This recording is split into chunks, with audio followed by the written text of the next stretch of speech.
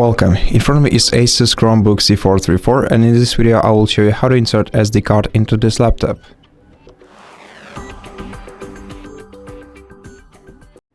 So get yourself prepared a micro USB flash drive like this one, and then look at the right edge of your computer in order to find the micro SD card's reader.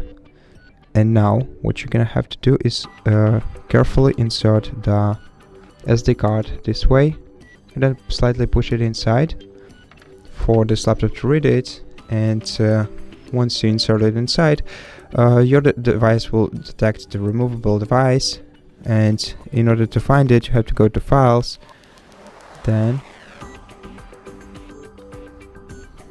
once you go to Files, select this icon right here, and here is the SD card that we inserted.